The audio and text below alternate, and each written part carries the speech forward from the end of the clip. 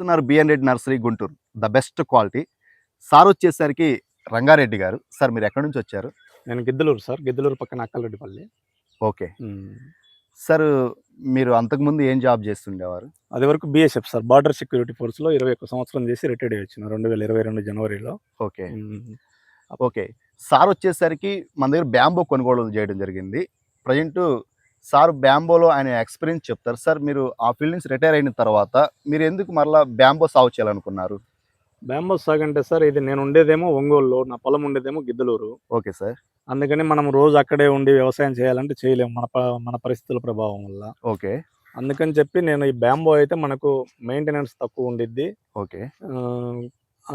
మామూలుగా man power గాని ఉండదు అని చెప్పేసి ఇది ఆలోచించుకున్నాను సార్. ఓకే. సార్ మీరు చూసిన బ్యాంబో విషయంలో ఎటువంటి స్ప్రేయింగ్స్ ఏమైనా అవసరం అవుతాయా? ఏం లేదు సార్. ఇటుకు స్ప్రేయింగ్స్ ఏం లేదు. మామూలుగా ఫర్టిలైజర్లు, ఫర్టిసైడ్స్ ఏం అవసరం లేదు. మనం నాటుకోవడం ఒకటే మెయింటెనెన్స్. దాని తర్వాత ఏదన్నా వాటర్ ఉంటే కొద్దిగా వాటర్ ఉన్నా కానీ సరిపోతాయి. అందుకంటే ఏం పెద్దగా మామూలు పైరుకు పెట్టినంత అవసరంగా దీనికి పెట్టాల్సిన అవసరం అయితే లేదు. ఓకే. ఎన్నో పంటలు సాగుండగా మీరు బ్యాంబోని ఎందుకు ఎంచుకున్నారు? బ్యాంబో అంటే సార్ అదే చెప్పిన కదా, ఇదివరకు నేను ఉండేది ఒక చోట, పొలం ఉండేది ఒక చోట. Okay sir. ఇంకోటి రెండో కారణం ఏంటంటే ఇదైతే ఎంతో కొంత సంవత్సరానికి రాబడి వచ్చింది, ఖర్చు ఉండదు. ఓకే.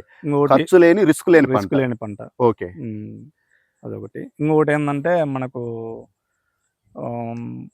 మనం మందులు అవి వాడం కాబట్టి పాతకాల పొలము కొంచెం రీసైక్లింగ్ అయ్యి కొంచెం పొలం బాగా ఇది వరకు ఉన్నట్టు 40 సంవత్సరాలు 30 సంవత్సరాల కిందట ఉన్నట్టు ఏదన్నా కొంచెం ఉపజావు జమీన్ అయిపోయి కెమికల్స్ లేని భూమి అనేది తిరిగి చూడాలనేది పొందొచ్చు అనే ఆశతో పొందాలనేది మెయిన్ ఉద్దేశంతో మీరు వెదురు సాగు అనేది చేపట్టారు. ఇంకొకటి ఏంటంటే సార్, దీంట్లో నాకు తెలిసినంత వరకు నాకు చెప్పింది ఏంటంటే కొంచెం ఆక్సిజన్ ఇచ్చే మొక్కలలో వెదురుగానే ఒకటి అనేది విన్నాను నేను. ఓకే. ఎక్కువ ఆక్సిజన్ రిలీజ్ చేస్తుంది అనేది విన్నాను నేను.